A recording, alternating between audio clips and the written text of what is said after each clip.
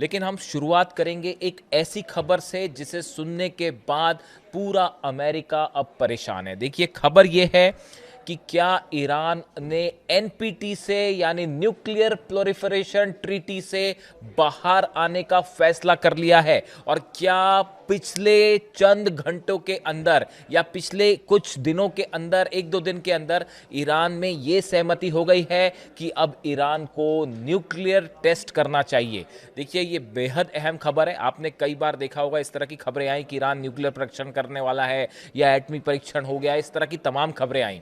लेकिन ये पहला मौका है जब ईरान के एक प्रवक्ता की तरफ से एक बेहद गंभीर स्टेटमेंट दिया गया है। देखिए, खत्म अल अंबिया के प्रवक्ता इब्राहिम जुल्फिकारी का दावा है कि ईरान ने सभी अंतर्राष्ट्रीय समझौतों से हटने का जो है फैसला कर लिया है, खास तौर पर जो न्यूक्लियर समझौते थे। क्या इस बयान का यह मतलब है कि अब एनपीटी यानी नॉन प्रोलिफरेशन ट्रीटी जो है, इससे बाहर, परमाणु अप्रसार संधि से बाहर होने का फैसला कर लिया है ईरान ने?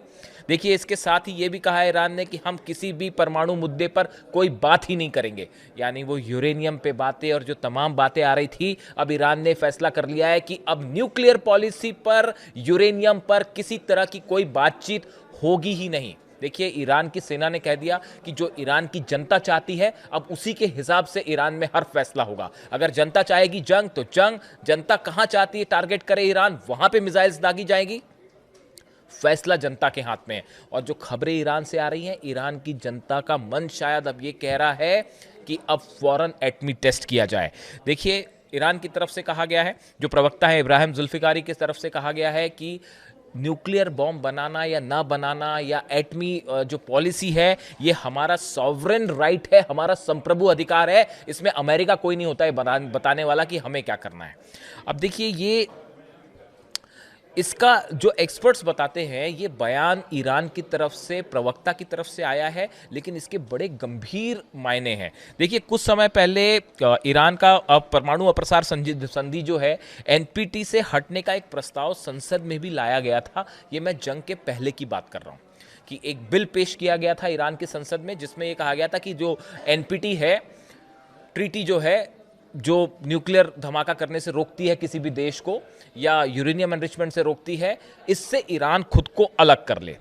ईरानी सांसद मलेक शरियाती ने कहा था कि इस प्रस्ताव में देश की परमाणु नीति में महत्वपूर्ण बदलाव शामिल है। इसमें एनपीटी से बाहर निकलना, परमाणु समझौते के तहत ईरान की प्रतिबद्धताओं को नियंत्रित करने वाले कानूनों को रद्द करना और सहयोगी देशों के साथ मिलकर शांतिपूर्ण परमाणु तकनीक विकसित करना भी शामिल है। यानी उस समय जो बयान आया था, उसमें ज्यादातर सांसद, इस तरह से ये बात सामने आई थी कि ईरान के ज्यादातर सांसद ये चाहते थे कि जो एनपीटी के तहत प्रतिबंध लगे हैं, अब उसको मानने की कोई जरूरत नहीं है, खासतौर पर अमेरिका ने जो हमले किए। और अब तो हालात ये हैं कि देखिए, अली खामेनी साहब जब तक थे सत्ता में, जब तक वो ईरान में थे, उनका शासन रहा ईरान में, तब तक उन्होंने कभी भी न्यूक्लियर बॉम्ब नहीं बनाया, एटम बम नहीं बनाया। अमेरिका ने अपने हमलों में एक ऐसे नेता को शहीद किया जो कभी एटम बम नहीं बनाना चाहता था। यानी कहने का मतलब यह है कि जिस कारण को बता के ईरान पर हमला किया गया कि ईरान एटम बम बना रहा है, ईरान न्यूक्लियर बम बना रहा है, असल में ऐसा कुछ नहीं था। अमेरिका ने सरासर एक झूठ बोलकर ईरान पर हमला किया और अली खामेनी साहब को असैसिनेशन किया गया। उसकी बुनियाद सिर्फ एक झूठ थी। इस तरह के तमाम कमेंट्स जो हैं वो ईरान से देखने को मिल रहे हैं, कई एक्सपर्ट्स ये बात कह रहे हैं। लेकिन अब जब अली खामेनी साहब का असैसिनेशन होता है, छोटे छोटे बच्चों का कत्ल होता है, ईरान पर हमले होते हैं, इंफ्रास्ट्रक्चर को, हॉस्पिटल्स को निशाना बनाया जाता है, उसके बाद अब ईरान की जनता कह रही है कि अब जो है किसी तरह का कोई प्रतिबंध मानने की जरूरत नहीं है। और ईरान के प्रवक्ता का ये बयान बता रहा है कि ईरान ने बड़ा फैसला कर लिया है, शायद वो एटमी टेस्ट का फैसला है। अब यूरेनियम एनरिचमेंट रुकेगा नहीं, बल्कि तेजी से आगे बढ़ेगा।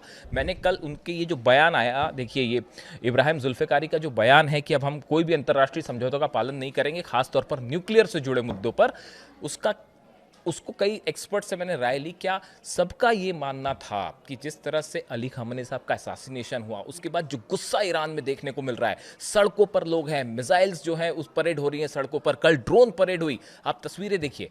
उसके बाद ईरान का जो मूड है जनता का, किसी भी स्तर पे किसी तरह की बातचीत ईरान की जनता नहीं करना चाहती। इसका मतलब ही अब ये है कि अगला कदम मामला एटमी जो है शायद फैसला हो चुका है या उससे जुड़ी कोई भी जानकारी कभी भी सामने आ सकती है। देखिए एनपीटी जो है, छोटे में अगर हम समझना चाहें, नॉन प्रोलिफरेशन ट्रीटी जो है 1968 में शुरू हुई थी। 1970 में इसे लागू किया गया। इसका उद्देश्य परमाणु हथियारों के प्रसार को रोकना, निशस्त्रीकरण को बढ़ावा देना और शांतिपूर्ण परमाणु ऊर्जा के उपयोग को प्रोत्साहित करना है। इस ट्रीटी के अनुसार परमाणु हथियार केवल 5 देश अमेरिका, रूस, चीन, ब्रिटेन और फ्रांस तक सीमित रहेंगे। ये ट्रीटी थी, कई देशों ने इस पर साइन किए, कई ने साइन नहीं भी किए, लेकिन इसके नियमों का पालन कर रहे हैं। लेकिन अब ईरान ने यह तय किया, जो संसद में प्रस्ताव आया था, कि इसका पालन नहीं किया जाएगा। देखिए राफेल ग्रासी जो आईएईए चीफ है, इनकी तरफ से भी एक कल बयान आया कि 20 देश ऐसे हैं जो शायद एनपीटी से बाहर आने की कोशिश कर सकते हैं या फिर खुद की परमाणु कार्यक्रम को आगे बढ़ा सकते हैं, क्योंकि अब ज्यादातर देश ये महसूस कर रहे हैं कि अगर किसी देश के पास न्यूक्लियर बॉम्ब है, एटम बॉम्ब है, तो ये उसका डिटरेंस है, वो सेफ है।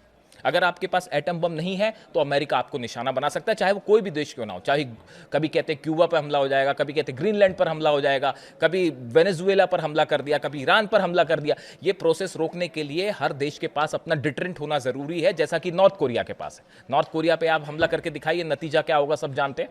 मिसाइल्स कहाँ कहाँ अटैक करेंगे और उसके बाद आप समझते ही हैं कि नॉर्थ कोरिया तो है, किम जोंग उन बात नहीं करते, वो सीधा मिसाइल दागते हैं, तो उनको कोई चैलेंज नहीं कर पा रहा। तो इसीलिए अब ईरान पे इस हमलों ने अमेरिका को बड़ी मुश्किल में डाल दिया है। पहले न्यूक्लियर बम नहीं बना रहा था ईरान के पास पहले एटम बम नहीं था, जो नहीं बना रहा था आपने उनको शहीद कर दिया। अब उसके बाद जो अब नई रिजीम आई है, अब वो गुस्सा देख रही है, जो कि अमेरिका के लिए एग्जिस्टेंशियल थ्रेट बन सकता है।